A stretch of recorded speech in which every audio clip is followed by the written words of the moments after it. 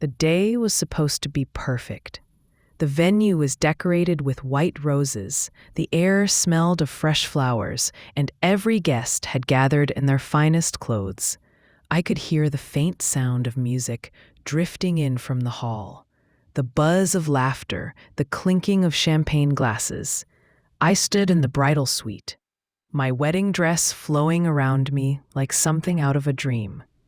My hands were trembling, not from nerves, but from excitement. After all the months of planning, the stress, the endless decisions, it was finally here. The moment I would walk down the aisle to marry Daniel, the man I thought I'd spend forever with. Then the door burst open. It was Lily, my maid of honor and best friend since childhood. She wasn't smiling. Her face was pale, her lips pressed tightly together, and in her hand was her phone. "Don't freak out," she whispered, closing the door behind her. My stomach sank instantly. Nothing good ever followed those words. She handed me the phone, and there it was, an image that ripped the air right out of my lungs. Daniel, in a hotel room, lying half-dressed on the bed, and next to him, Hannah, my cousin, my blood. The same cousin who had helped me choose my dress, smiled at me during every fitting, and promised she'd stand beside me with pride. My knees nearly gave out. I had to grip the edge of the vanity to steady myself. This couldn't be real. Maybe it was an old picture. Maybe someone was playing a cruel joke, but the timestamp said otherwise. The picture had been taken just an hour ago, while I was sitting in this very room, getting my hair pinned and my makeup done. Lily's voice cracked the silence. "I saw him leave earlier. I thought he was just nervous, but then I followed. And when I saw this, I had to show you." The betrayal sliced through me like glass. Daniel, the man who told me every single day that I was the love of his life, was cheating on me. Not last month, not last year, but right now, on the very day we were supposed to vow loyalty to each other. I looked in the mirror and almost didn't recognize the woman staring back. A bride, dressed in white, ready to be humiliated in front of everyone she loved. Guests were waiting. My father was in the front row, proud and teary-eyed. My mother was already showing off to her friends about the perfect wedding. And Hannah's mother? She was sitting among them, completely unaware her daughter was destroying my life behind closed doors. The easy thing would have been to collapse, to cancel the wedding quietly, to let shame swallow me whole. That's what most people would expect. But as I stood there, the white veil trembling in my hand, something inside me snapped. No. If Daniel thought he could humiliate me on my wedding day, if Hannah thought she could betray me and still smile in my face, then they hadn't seen the last of me. I wouldn't just walk away. I would make them regret ever crossing me. And the revenge? It would be public, brutal, and unforgettable. This wedding wasn't going to end the way anyone expected.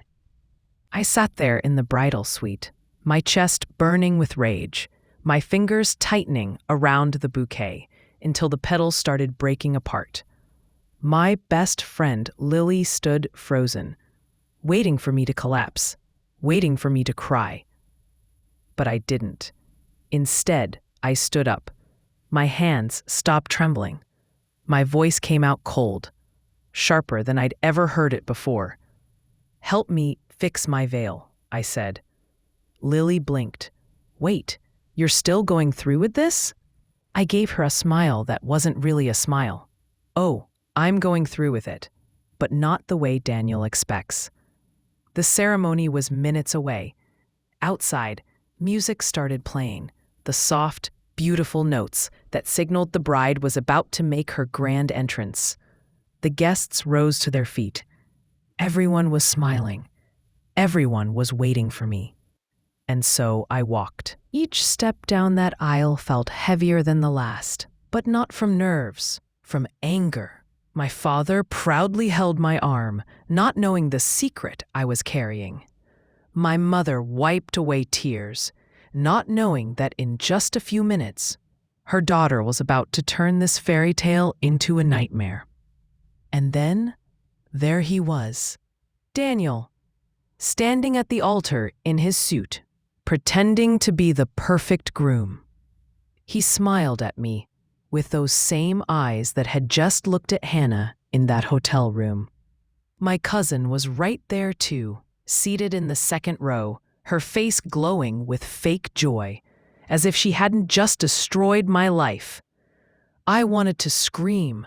I wanted to throw my bouquet at her face. But no, this wasn't going to be messy. This was going to be calculated. If Daniel thought he could play me for a fool, I would make sure the whole world saw who the real fool was. The priest began speaking. Words about love, loyalty, and vows filled the air. I kept my face calm, serene, like any other bride. But inside, I was planning. Every word, every move, every look. Finally, the priest asked the question, "Do you, Daniel, take this woman to be your lawfully wedded wife?" Daniel grinned, looking straight at me. "I do." And then it was my turn, the moment everyone was waiting for. I opened my mouth, I looked at Daniel, and instead of saying "I do," I let out the truth that would shatter the room into silence, but I didn't blurt it out all at once. Oh no, I wanted to savor this, to drag it out, to make him sweat. I turned to the crowd, my voice steady, but loud enough for everyone to hear. Before I answer that question, I think you should all know something. Something about the man I'm supposed to marry, and the cousin sitting right there smiling at me. Gasps, murmurs. Hannah shifted uncomfortably in her chair, her smile fading. Daniel's face drained of color. The wedding had just transformed into a battleground, and I wasn't about to lose. The silence in the room was deafening. Everyone leaned forward, their eyes darting between me, Daniel, and Hannah. I could almost hear the pounding of Daniel's heart from across the altar. I steadied my voice, keeping it calm, sharp enough to cut through every whisper in the crowd. "You see," I began, "while I was busy planning this wedding, choosing flowers, picking out the dress, writing my vows, I glanced at Hannah, my lips curving into something that wasn't a smile. My dear cousin was busy planning something else, something with my fiancé. Gasps erupted. People turned toward Hannah, who immediately shook her head, her hands raised. No, that's not true. She's lying." Daniel stepped forward quickly, panic flashing in his eyes. "Emily, stop this. You're just nervous. You don't mean," but I cut him off, pulling out my phone from beneath the folds of my gown. "Oh, but I do. In fact, I have proof." I tapped the screen, and the projector behind the altar lit up. Before the ceremony, I had sent the evidence to the wedding planner, just in case I needed it. And now, now was the moment. On the big screen, photos appeared. Grainy hotel room pictures, messages, video clips of Daniel and Hannah together, laughing, kissing, holding hands in places they thought no one would notice. The crowd erupted. Mothers covered their mouths in shock. My father clenched his fists, his face red with fury. Guests whispered in disbelief, shaking their heads, pointing at Daniel and Hannah. Daniel's face turned pale as chalk. "Emily, please, let's talk about this privately." "Privately?" I snapped, my voice rising for the first time. "You lied to me privately. You betrayed me privately. But today isn't about privacy, Daniel. Today was supposed to be about honesty, about love. And thanks to you, it's about betrayal." Hannah shot up from her chair, tears in her eyes. "Emily, it's not like that. He told me you didn't care about him anymore." The audacity. I laughed, a bitter sound that silenced the room. So you decided to crawl into my bed behind my back?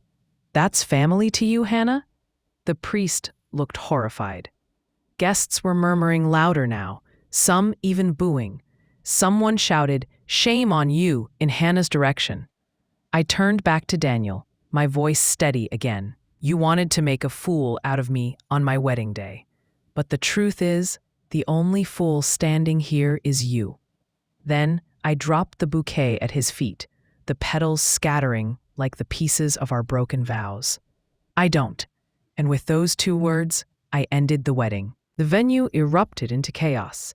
Guests were on their feet, whispering, gasping, pulling out their phones. What was supposed to be a celebration had become a scandal that would stain both Daniel and Hannah's names forever. Daniel lunged forward, grabbing my hand, his voice trembling. "Emily, wait. Please, we can work this out. You're overreacting. I made a mistake, but I love you." I yanked my hand free, glaring at him.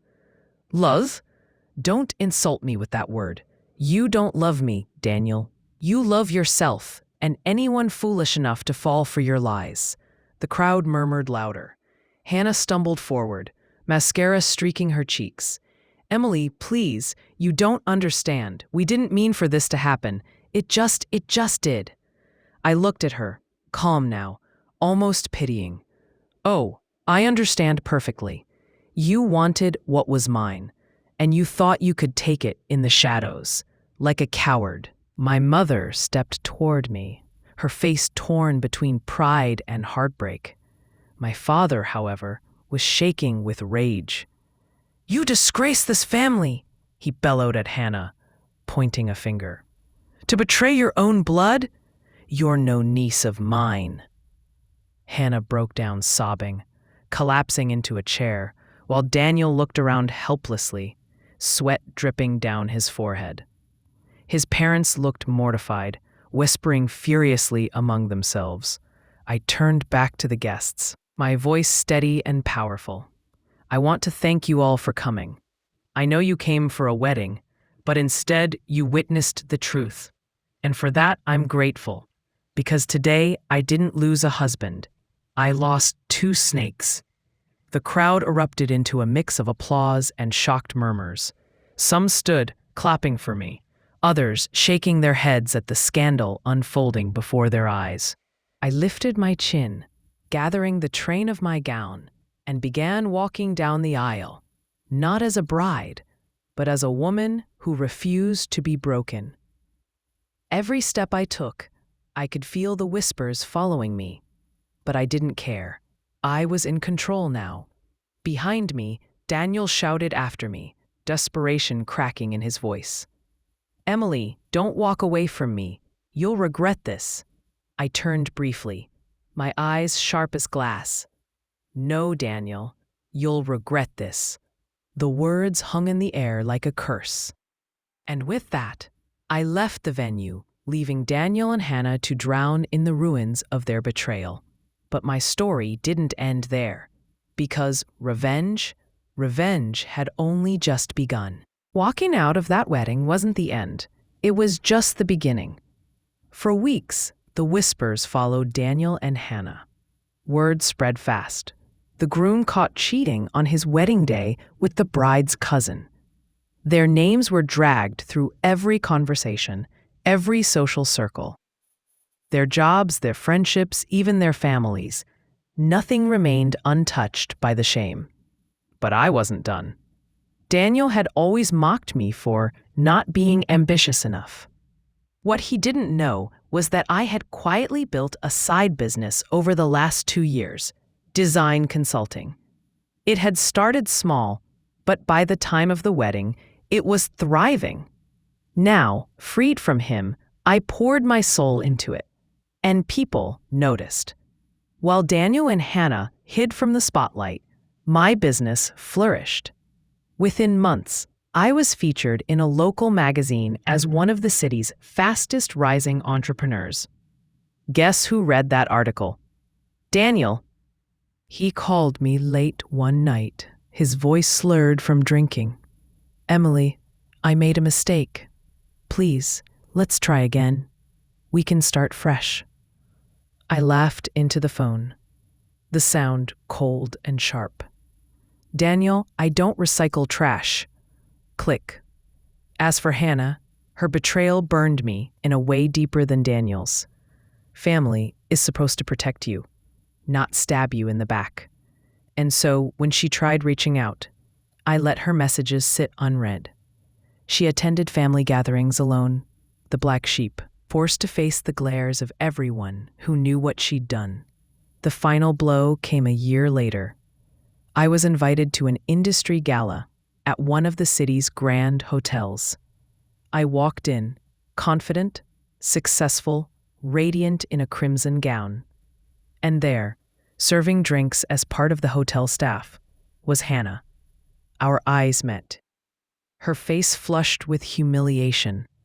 She opened her mouth as if to speak, but I simply smiled, a cold, victorious smile, and walked past her without a word.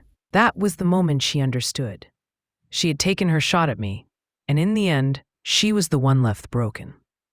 As for Daniel, he married another woman months later, and within a year, she left him too, after catching him cheating again.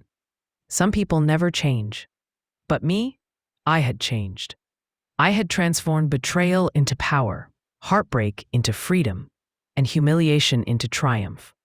So if you ask me whether I regret what happened that day at the altar, my answer is simple: not at all. Because sometimes the worst betrayal is the best beginning.